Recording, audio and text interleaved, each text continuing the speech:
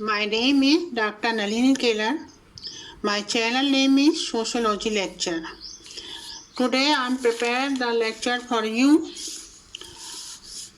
I and Me Theory of Self-Development by George Herbert Mead. Mead के आत्म विकास का सिद्धांत। यदि आपको विषय अच्छा लगता है तो आप उसको लाइक कीजिए, शेयर कीजिए और कमेंट जरूर कीजिएगा। मैंने इसके पहले वीडियो में आपको पहला पार्ट समझाया था और मैंने कहा था कि मैं दूसरा पार्ट आपको आई और मीट के आधार पर समझाने की कोशिश करूंगी। तो आज हम उसी पर अपना ध्यान केंद्रित करेंगे। अब हम अपने विषय के दूसरे भाग में आते हैं, मीट के आत्मविकास के संबंध में विचार। जैसा हम जानते हैं कि मीट के सिद्धांत जो थे वो मनोविज्ञान से प्रभावित थे, इसीलिए हम उन्हें मनोवैज्ञानिक समाजशास्त्री कहते हैं। अपने book mind and self and society में उन्होंने प्रतीकात्मक अंतरक्रियावाद की व्याख्या की थी। मीट ने अपने सिद्धांत को आई मीन्स मैं और मुझे मीन्स मी के द्वारा स्पष्ट करने की कोशिश की है। मीट के सामने जो मुख्य प्रश्न था, जैसा हम सब जानते हैं कि क्या व्यक्ति केवल अपने चारों ओर के लोगों का ही प्रतिफल है। इसकी व्याख्या करने के लिए मीड ने विलियम जेम्स का अनुगमन करते हुए मैं शब्द का प्रयोग किया है। मैं मीन्स आई और मुझे मीन्स मी को या तो उसने दूसरों के विरोध में रखा है। मीड के अनुसार आत्म मैं और मुझे दोनों से मिलकर बना है। यहाँ पर हम देखते हैं कि मीड जो है वो कूले से और मैक्स वेबर से अलग खड़े दिखाई देते हैं। मैक्स वेबर और कूले जो थे वे संरचनात्मक अंतरक्रियावाद का समर्थन करते हैं, किंतु मीड जो है यहाँ पर कुछ अलग अपने विचारों को स्पष्ट करने की कोशिश करता है। मीड ने पूरी तरह से हम पाते हैं उसका कहना है कि मनुष्य एक विवेकशील प्राणी है और उसमें सोचने समझने की शक्ति अर्थात गुण होता है। किसी भी क्रिया और प्रतिक्रिया को करते वक्त वो मन और मस्तिष्क को काम में लाता है, इसलिए इनकी भूमिका होती है। अचेतन मन की शक्ति पर हमारे आत्म का विकास आश्रित है। अचेतन मन मीन्स जो जीविकी हमें अपने पूर्वजों से प्राप्त हुए हैं वे गुण इसके अंतर्गत आते हैं। प्रत्येक व्यक्ति में अपने प्रति एक आत्म चेतना सेल्फ कॉन्शसनेस होती है, अर्थात वो जो चाहता है कि वो जाने कि वो कौन है और इसी जिज्ञासा का समाधान वो समाज में अन्य व्यक्तियों के संबंधों के माध्यम से पूरा करता है, जिसे समाजशास्त्री भाषा में हम समाजीकरण की प्रक्रिया कहते हैं।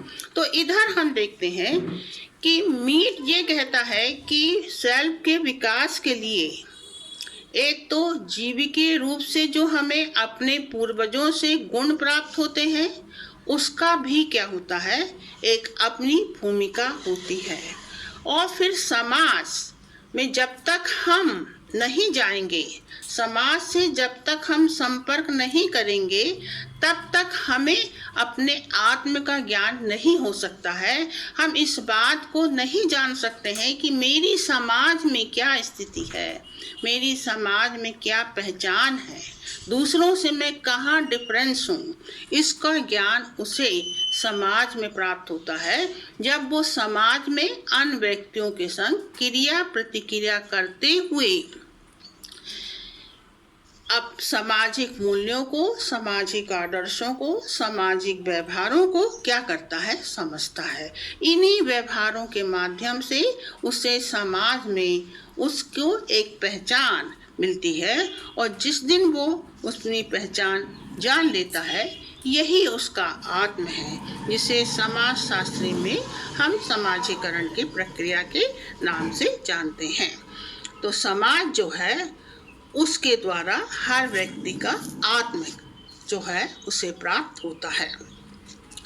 जब बच्चा पैदा होता है तो वह केवल हाड़ मांस का अवयव होता है, ना तो वो सामाजिक होता है और ना वो समाज विरोधी होता, असामाजिक होता है, जिसे हम सामाजिक विरोधी नहीं कहेंगे, असामाजिक होता है।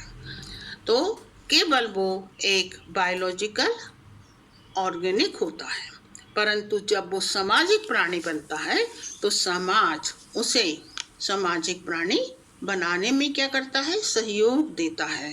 तो जो उसका जीवी के पक्ष है, जैसा कि मैंने आपको आगे बताया कि जॉनसन ने और कैम्पबेल यंग ने जो अपनी परिभाषाएं दी हैं उसमें उन्होंने बताया है कि ये तो हमारा गुण है और हम उसे कहाँ तक उपयोग में लाते हैं ये हमारे कर्म पर निर्धारित करता है। तो यहाँ पर मैं आप लोगों को ये समझाने की कोशिश करूँगी कि ये आत्म का विकास जो है वो किस प्रकार से होता है।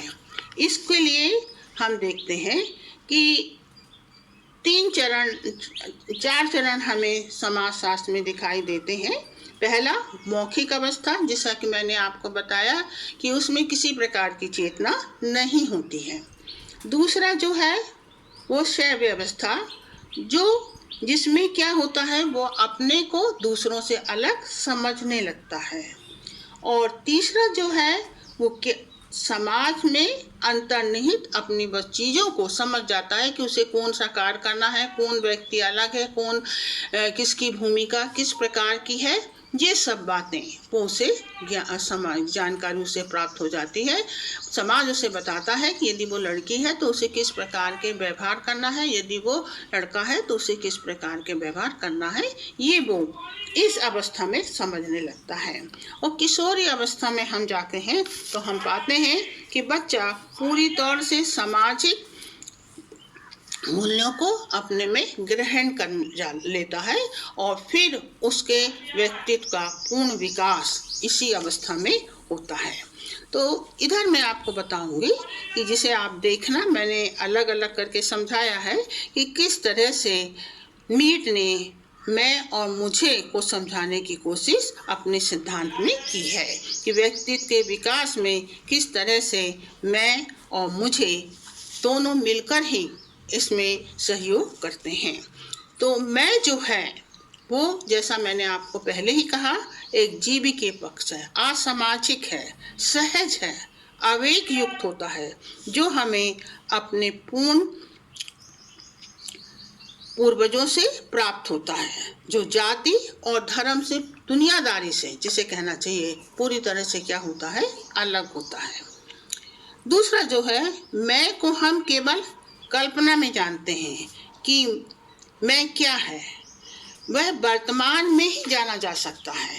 हम ये नहीं कह सकते हैं कि मैं कल्पना करूं कि ऐसा हो जाएगा, मैं वहां जाके ऐसा करूंगा, ऐसा इधर संभव नहीं है। मैं का हर व्यवहार अनिश्चित होता है, जैसा मैंने कहा, बहुत सहज, बहुत दबंग होता है, अनोखा होता है और किसी भी क्षण क्या होगा वो मैं ये नहीं जानता है।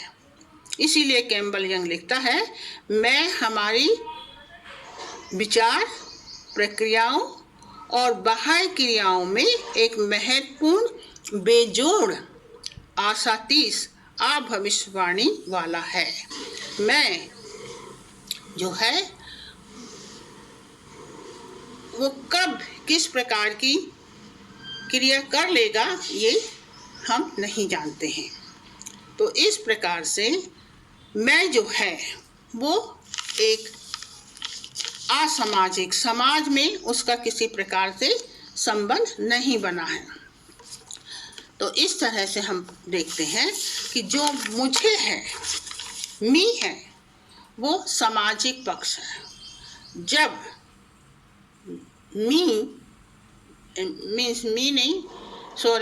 मैं सामाजिक बन जाता है प्राणी से सामाजिक प्राणी बन जाता है। सामाजिक अंतर क्रियाओं के द्वारा सामाजिक मूल्य, सामाजिक आदर, सामाजिक मानक को वो अपने में ग्रहण कर लेता है। तब हम देखते हैं कि वो मैं से मुझे बन जाता है, दूसरे उसके आगे पीछे हो जाते हैं। यहाँ मैं जो है पूरी तौर से अकेला है, पर मुझे माने उसके साथ कुछ लोग जरूर हैं, तब वो मुझे शब्द का प्रयोग करता है कि मुझे ऐसा करना चाहिए।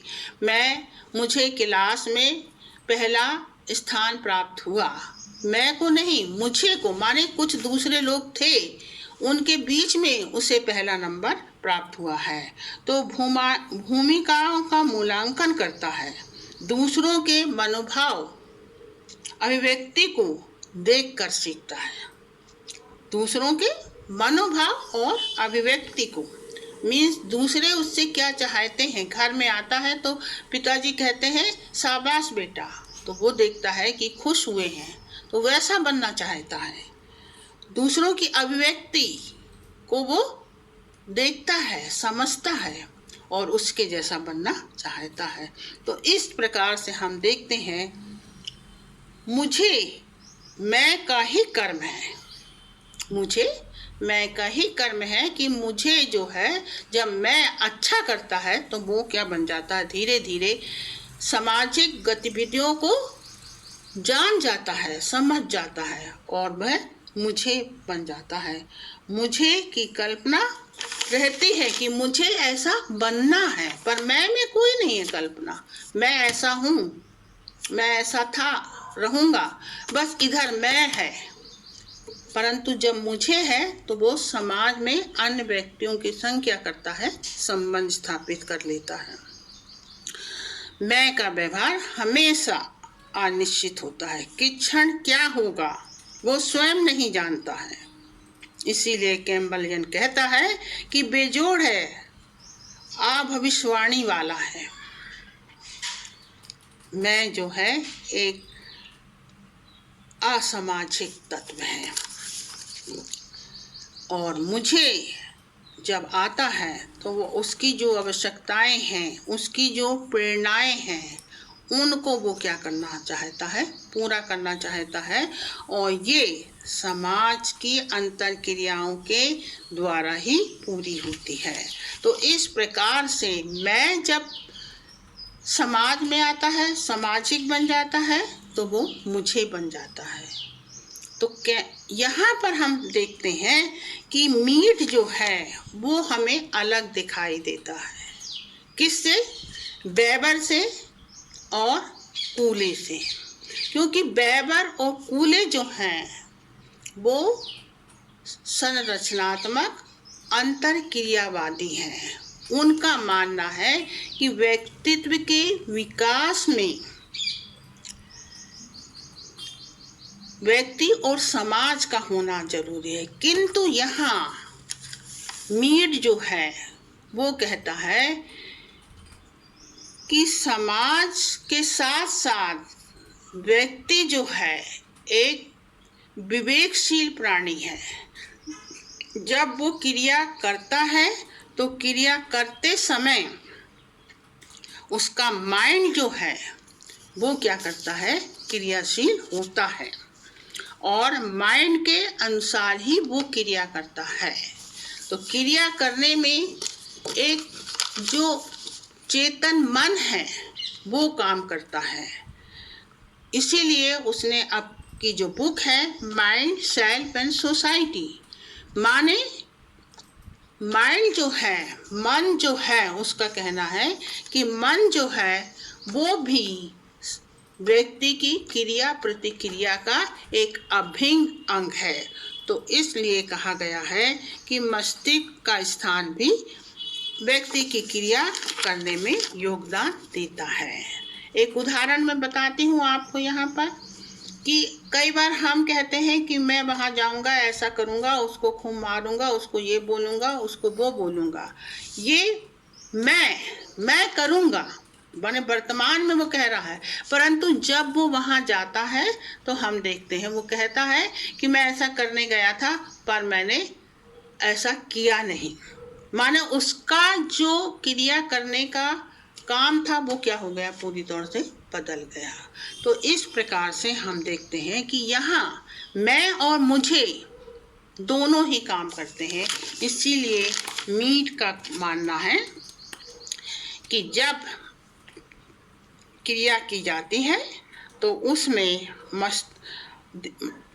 मन और मस्तिष्क दोनों का बराबर से योगदान होता है। आई जब समाज में जाता है तो वह सामाजिक बन जाता है, मुझे बन जाता है, मी बन जाता है और उसकी अपनी एक पहचान मिल जाती है। इस तरह मस्तिष्क जो है एक सक्रिय तत्व है।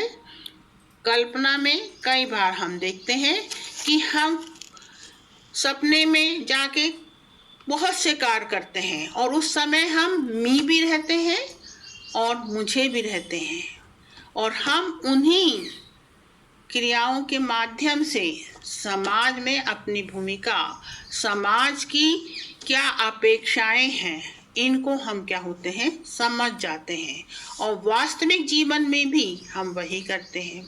इसी को फ्रॉड ने ईड, ईगो एंड सुपर ईगो के रूप में समझाया है। ईड जो है वो जन्मजात है, अनोखा है, पूर्वजों से मिला है, जो मैं है। परंतु ईड जो है वो सामाजिक है, वो समाज के नियम कानूनों के अपने में निहित करता है। और सुपर ईगो जो है वो नैतिक है। सुपर ईगो और ईड में हमेशा क्या होता है, संघर्ष होता है।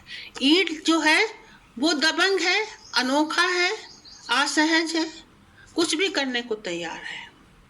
परंतु सुपर ईगो जो है वो नैतिक है, वो कहता नहीं, हमको ऐसा नहीं करना है, यदि हम ऐसा करेंगे तो समाज क्या कहेगा।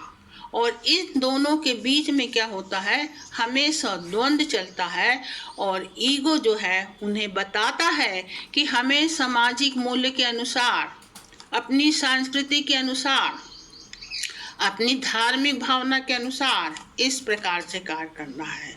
और यही अंतरक्रियावादी सिद्धांत में मीड ने बताया, स्पष्ट किया है कि मनुष्य की क्रिया सक्रिय मन से चेतन अवस्था में की जाती है। हर क्रिया जो है उसके 3 पक्ष होते हैं, जो उसने अपनी बुक में लिखा, माइंड, सेल एंड सोसाइटी। ये तीनों मिलकर ही व्यक्तित्व का निर्माण करते हैं। यही मीड का सिद्धांत है। शायद आपको समझ में आ गया होगा। आप लाइक करिए यदि वीडियो अच्छा लगे और उसे सब्सक्राइब कीजिए, शेयर कीजिए।